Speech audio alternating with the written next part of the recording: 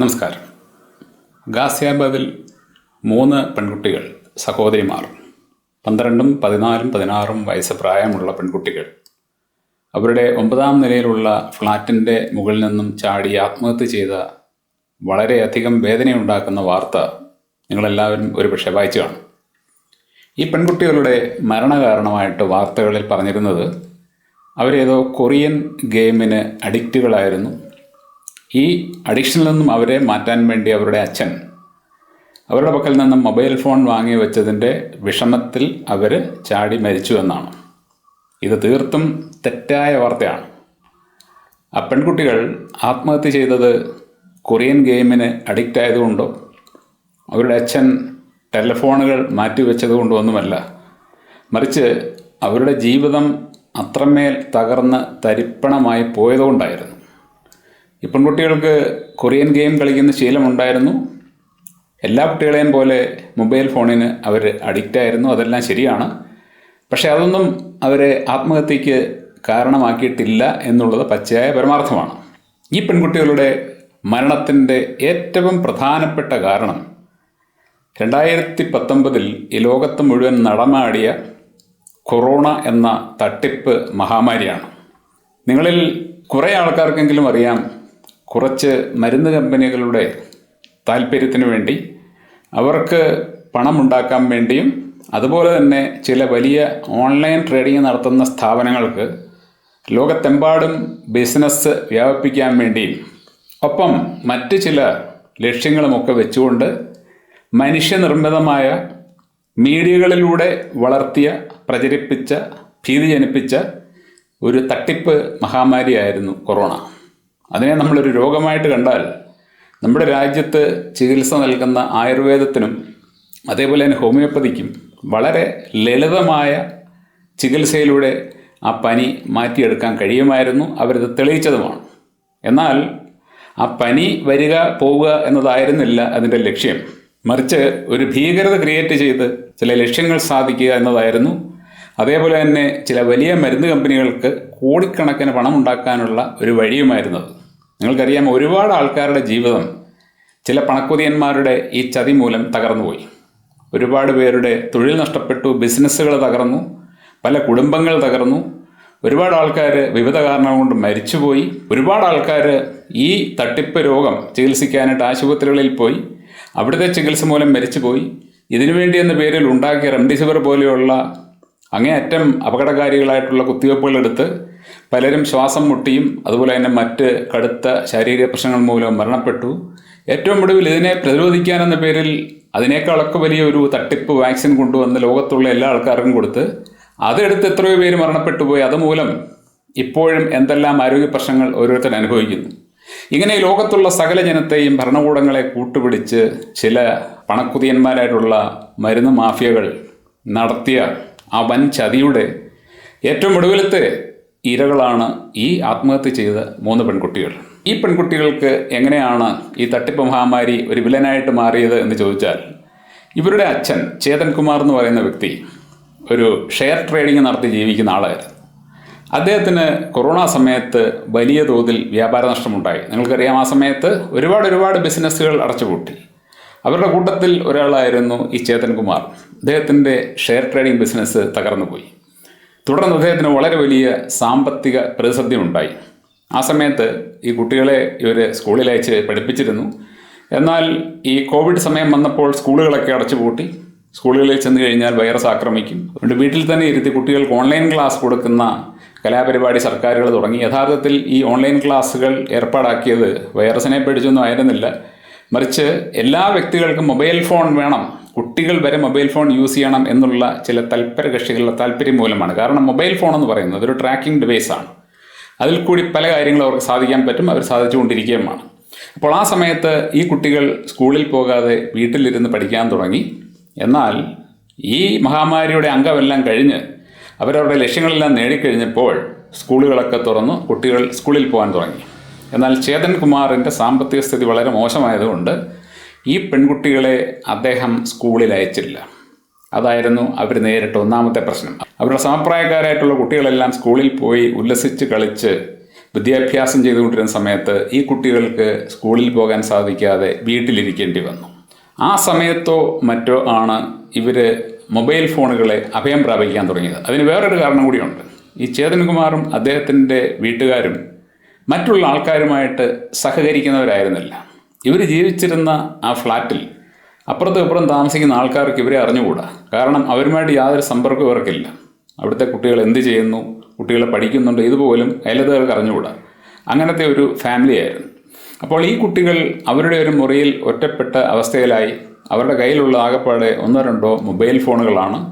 ആ മൊബൈൽ ഫോണുകളിൽ അവർ തീർച്ചയായിട്ടും അവരുടെ ടൈം പാസ് കണ്ടെത്തി. അതിനവരെ കുറ്റപ്പെടുത്താൻ ആർക്കും പറ്റില്ല. കാരണം അയലത്തുകാരുമായിട്ട് സഹകരണമില്ല, അവരെ ആരും പുറത്തു കൊണ്ടുപോകുന്നില്ല, അതുപോലെ തന്നെ അവർക്ക് സ്കൂളിൽ പോകാൻ പറ്റുന്നില്ല. അപ്പോൾ ആ കുട്ടികൾ സ്വാഭാവികമായിട്ടും അവരുടെ കയ്യിലുള്ള ഏക ഡിവൈസ് എന്ന് പറയുന്ന സാധനം മൊബൈലാണ്. അത് ഉപയോഗിക്കാൻ തുടങ്ങി. ആ സമയത്ത് അവർ ഏതോ കൊറിയൻ ഗെയിം കണ്ടു, അതവർ കളിക്കാൻ തുടങ്ങി, അതവർക്ക് ഇഷ്ടപ്പെട്ടു. പിന്നീട് അവർ കൊറിയയെക്കുറിച്ച് കൂടുതൽ അറിയാൻ ശ്രമിച്ചു. അങ്ങനെ അവർക്ക്, ചെറിയ കുട്ടികളല്ലേ, അവർക്ക് ഈ കൊറിയക്കാരുടെ ലൈഫും കൊറിയൻ കാര്യങ്ങളും എല്ലാം വളരെയധികം ഇഷ്ടമായി. അങ്ങനെ ഒരു ലോകത്തേക്ക് അവർ സ്വയം അറിയാതെ കടന്നു കയറി. പക്ഷേ ഇവരുടെ വീട്ടിൽ, അതായത് ഈ കുട്ടികളുടെ വീട്ടിൽ മറ്റ് ചില പ്രശ്നങ്ങൾ കൂടി ഉണ്ടായിരുന്നു. ഈ ചേതൻകുമാറിന് ഏതാണ്ട് 2 കോടിയോളം കടമുണ്ടെന്നാണ് പറയുന്നത്. പക്ഷേ അദ്ദേഹം 2 വിവാഹം കഴിച്ച ഒരു വ്യക്തിയായിരുന്നു. ഇദ്ദേഹം ആദ്യം ഒരു സ്ത്രീയെ വിവാഹം കഴിച്ചു. അവരിൽ കുട്ടികളൊന്നും ഉണ്ടാകുന്നില്ല എന്ന് കണ്ടപ്പോൾ അവരുടെ അനിയത്തിയെ കൂടെ കല്യാണം കഴിച്ചു. പിന്നീട് അദ്ദേഹത്തിന് ആദ്യത്തെ ഭാര്യയിൽ 2 കുട്ടികളുണ്ടായി. രണ്ടാമത്തെ ഭാര്യയിൽ 3 പെൺകുട്ടികളുണ്ടായി. ആദ്യത്തെ ഭാര്യയിലുണ്ടായ പെൺകുട്ടിയും രണ്ടാമത്തെ ഭാര്യയിലുണ്ടായ 2 പെൺകുട്ടികളുമാണ് ഇപ്പോൾ ആത്മഹത്യ ചെയ്തത്.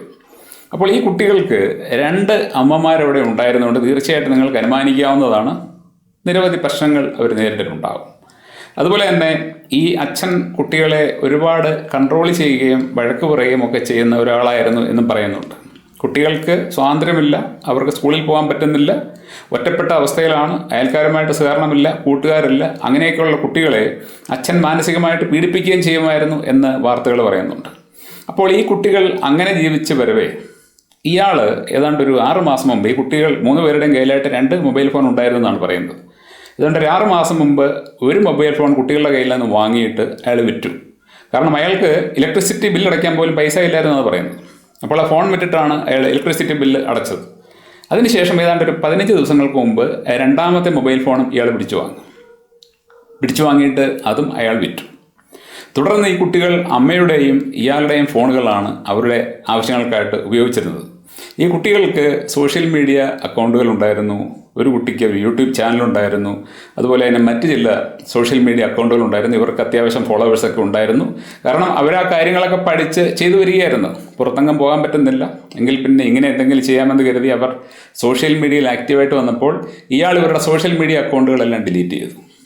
ഇങ്ങനെ ഈ കുട്ടികളെ വളരെയധികം ഈ അച്ഛൻ മാനസികമായിട്ട് പീഡിപ്പിക്കുകയും ആ കുട്ടികളുടെ മനസ്സറിയാതെ പോവുകയും ഈ കുട്ടികളുടെ പക്കലുണ്ടായിരുന്ന മൊബൈൽ ഫോൺ അവർ 2 വിൽക്കുകയും തുടർന്ന് അച്ഛൻ്റെയും അമ്മയുടെയും മൊബൈൽ ഫോൺ ഉപയോഗിക്കുന്നത് ശക്തമായിട്ട് വിലക്കുകയും ചെയ്തപ്പോൾ ഈ കുട്ടികൾ ആകപ്പാടെ ഒറ്റപ്പെട്ട ഒരവസ്ഥയിലെത്തി. അതും കൂടാതെ ഇയാൾ ആ മൂത്ത കുട്ടിയോട് പറഞ്ഞ്, നിൻ്റെ കല്യാണം ഞങ്ങൾ ഉടനെ നടത്തും, ഞങ്ങൾക്ക് ഇഷ്ടമുള്ള ആരെങ്കിലും കണ്ടെത്തി നിൻ്റെ കല്യാണം ഞങ്ങൾ നടത്തും. ഈ കുട്ടികൾക്ക് കല്യാണം കഴിക്കുന്ന കാര്യത്തെക്കുറിച്ച് ചിന്തിക്കാൻ പോലും വയ്യ. അവർ കൊറിയയെക്കുറിച്ച് സ്വപ്നം കാണുന്നവരാണ്. അവർക്ക് കൊറിയൻ കൾച്ചർ ഇഷ്ടമാണ്, കൊറിയയിൽ പോകണമെന്ന് ആഗ്രഹമുണ്ട്. കൊച്ചു കുട്ടികളാണ്. ഞാൻ പറഞ്ഞില്ലേ, പുറംലോകമായിട്ട് ബന്ധമില്ലാതെ വളർന്ന കുട്ടികൾക്ക് അങ്ങനെയൊക്കെയുള്ള ചില മിഥ്യാബോധങ്ങളൊക്കെ ഉണ്ടാകും. അത് ശരിയായിട്ട് അവരെ ബോധവൽക്കരിച്ച് പറഞ്ഞ് മനസ്സിലാക്കിയൊക്കെ മാറ്റിയെടുക്കേണ്ട ഇവരുടെ പേരൻസ് ആ കുട്ടികളെ ഭീഷണിപ്പെടുത്തി കല്യാണം കഴിപ്പിക്കുമെന്ന് പറഞ്ഞു. അപ്പോൾ ഈ കുട്ടികൾക്ക് പുറത്താരോടും കൺസൾട്ട് ചെയ്യാൻ പറ്റുന്നില്ല. ഇവരുടെ വീട്ടിലുള്ള ആൾക്കാർക്ക് പ്രോപ്പറായിട്ട് കുട്ടികളെ വളർത്താൻ അറിയില്ല. ആ സമയത്ത് ഈ കുട്ടികൾ പരസ്പരം സംസാരിച്ച് അവരെടുത്ത ഒരു തീരുമാനമാണ്, ഇങ്ങനെ പോയി കഴിഞ്ഞാൽ നമ്മുടെ ജീവിതം തകർന്നു പോകും, നമ്മൾ ഉദ്ദേശിക്കുന്ന യാതൊന്നും നടക്കുന്നില്ല, നമ്മുടെ അച്ഛനും അമ്മയ്ക്കോ നമ്മളെ മനസ്സിലാക്കാനുള്ള കഴിവില്ല, നമുക്ക് ഉപയോഗിക്കാൻ ഫോൺ പോലും ഇല്ല, പിന്നെ എന്തിനാണ് ജീവിക്കുന്നത് എന്നുള്ള ഒരു ചിന്ത. ഞാൻ പറഞ്ഞല്ലോ, ഒരിക്കലും അവരെ കുറ്റപ്പെടുത്താൻ പറ്റത്തില്ല. കാരണം എന്ന് പറഞ്ഞാൽ അവരങ്ങനെ ഒരു മെൻറ്റാലിറ്റി സ്വയം അറിയാതെ വളർത്തിയെടുത്തതാണ്. അതിൽ നിന്ന് അവരെ കരയ്ക്ക് കൊണ്ടുവരാൻ വേണ്ടി ആരും ശ്രമിക്കുന്നുമില്ല. അങ്ങനെ ഈ കുട്ടികൾ അവരുടെ ദുസ്സഹമായ ഈ ജീവിത സാഹചര്യമുണ്ട്. ഈ കുട്ടികൾ വല്ലാത്ത കടുത്ത മാനസിക സമ്മർദ്ദത്തിലായി അവരെടുത്ത ഒരു തീരുമാനമാണ് മരിച്ചു കളയാമെന്നുള്ളത്. ആ മൂത്ത കുട്ടി ഏതാണ്ട് 7-8 പേജുള്ള ഒരു ആത്മഹത്യാക്കുറിപ്പ് എഴുതി വെച്ചിരുന്നു. അതിൻ്റെ ഫ്രണ്ട് പേജിൽ അവളൊരു കരയുന്ന ഇമോജിയുടെ ചിത്രമൊക്കെ വരച്ച് വെച്ചിട്ട് എഴുതിയിട്ടുണ്ട്, ഇതെഴുതിയിരിക്കുന്ന കാര്യങ്ങളെല്ലാം വായിച്ചിട്ട് മനസ്സിലാക്കുക, ഞങ്ങൾ പറയുന്ന സത്യം എന്താണെന്നുള്ളത്. അങ്ങനെയാണ് എൻ്റെ പുറം പേജിലുള്ള എഴുതി വെച്ചിരിക്കുന്നത്. ആ കുട്ടികൾ രാത്രി ബാൽക്കണിയിലേക്ക് പോവുകയും ഇവരുടെ ബാൽക്കണി കണ്ണാടി വെച്ച് ഗ്ലാസ് ഇട്ട് മറച്ചിട്ടുണ്ട്, അതൊരു ജനൽ പോലെ തുറക്കാവുന്നതാണ്. അപ്പോൾ ഈ കാര്യങ്ങൾ താഴെ നിന്ന് കണ്ട ഇതൊരു വ്യക്തി പറഞ്ഞത്, മൂത്ത കുട്ടി ഈ ജനലിൽ കയറി പുറംതിരിഞ്ഞിരുന്നു, മറ്റു 2 കുട്ടികളും അവളുടെ അടുത്ത് നിൽക്കുകയായിരുന്നു. അവളെ കെട്ടിപ്പിടിച്ചുകൊണ്ട് കുറേ നേരം അവർ കരഞ്ഞു. എന്നിട്ട് ഈ മൂത്ത കുട്ടി പിന്നിലേക്ക് മറിഞ്ഞു വീഴുകയായിരുന്നു. അതിൻ്റെ പിന്നാലെ മറ്റു 2 കുട്ടികളും ചാടി ആത്മഹത്യ ചെയ്തു. ഇങ്ങനെ ഒരു സംഭവം അവിടെ നടന്നത്, അതിൻ്റെ ഒരേ ഒരു കാരണമായിട്ട് മാധ്യമങ്ങൾ പറയുന്നത് ഓൺലൈൻ ഗെയിം കളിച്ചു, അതിൻ്റെ അഡിക്റ്റായിരുന്നു, അത് സാധിക്കാതെ പോയതുകൊണ്ടാണെന്നാണ്. എന്നാൽ റിയാലിറ്റി എന്ന് പറയുന്നത് അതിനൊക്കെ അപ്പുറത്ത് കിടക്കുന്ന ഒരു കാര്യമാണ്. ഈ കുട്ടികളുടെ ജീവൻ യഥാർത്ഥത്തിലെടുത്തത് നമ്മുടെ ഈ ലോകത്തെ ഇന്ന് കാർന്ന് തിന്നുകൊണ്ടിരിക്കുന്ന വൃത്തികെട്ട മരുന്ന് മാഫിയകളാണ്. അവരുടെ അന്നത്തെ ആ പ്രവൃത്തിയുടെ അനന്തരഫലമാണ് ഇപ്പോൾ ഇവരുടെ ഈ മരണത്തിൽ എത്തി നിൽക്കുന്നത്. ഒപ്പം കുട്ടികളെ വളർത്താൻ അറിയാത്ത പേരൻസിൻ്റെ അപക്വമായിട്ടുള്ള പെരുമാറ്റവും. നമ്മുടെ വീട്ടിൽ നമ്മുടെ ഒപ്പം ജീവിക്കുന്ന എല്ലാ വ്യക്തികളും ദുരിതം അനുഭവിക്കുന്നില്ല, നമ്മൾ മൂലം മാനസിക സമ്മർദ്ദം അനുഭവിക്കുന്നില്ല എന്ന് നമ്മൾ ഉറപ്പാക്കണം. പലപ്പോഴും പലരും ശ്രദ്ധിക്കാതെ പോകുന്നൊരു കാര്യമാണിത്. ദൂരെയുള്ള അകലെയുള്ള ആൾക്കാരുടെ കാര്യമൊക്കെ നമ്മൾ വളരെ കാര്യമായിട്ട് ശ്രദ്ധിക്കും. എന്നാൽ ഒപ്പം നമ്മളോട് താമസിക്കുന്ന ആൾക്കാരുടെ മാനസിക നില, അവരുടെ വികാരം, ഇതൊന്നും നമുക്കൊരു വിഷയമല്ല. ഇങ്ങനെയൊക്കെയുള്ള സംഭവങ്ങൾ നടക്കുമ്പോഴെങ്കിലും നമ്മളൊന്ന് തിരിഞ്ഞ് ചിന്തിക്കണം. നമ്മുടെ ഒപ്പം താമസിക്കുന്ന ആൾക്കാർ നമ്മൾ മൂലം സന്തോഷത്തോടെയാണ് താമസിക്കുന്നത്. അവർക്കൊരു ജീവിതമേ ഉള്ളൂ. കുറേ കാലം കഴിഞ്ഞ് അവർ മരിച്ചു പോകേണ്ടതാണ്. അപ്പോൾ അവർ ജീവിക്കുന്ന ഓരോ നിമിഷവും ഓരോ ദിവസവും അവർ സന്തോഷത്തോടെ സംതൃപ്തിയോടെ ജീവിക്കണം. അത് കുട്ടികളായാലും പ്രായമുള്ളവരായാലും ചെറുപ്പക്കാരായാലും ആരായാലും. അങ്ങനെ വളർന്നു വരുന്ന, അങ്ങനെ ജീവിക്കുന്ന ആൾക്കാർ ഒരിക്കലും തെറ്റായ തീരുമാനങ്ങൾ എടുക്കില്ല. എന്നാൽ സ്വന്തം വീട്ടിൽ സന്തോഷത്തോടെയും സമാധാനത്തോടെയും ജീവിക്കാൻ പറ്റാതെ വരുന്ന ആൾക്കാരാണ് പലപ്പോഴും വഴിതെറ്റിപ്പോകുന്നതും തെറ്റായിട്ടുള്ള തീരുമാനങ്ങൾ എടുക്കുന്നത്.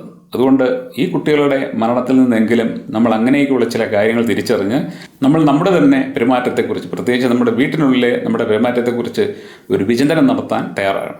Thank you.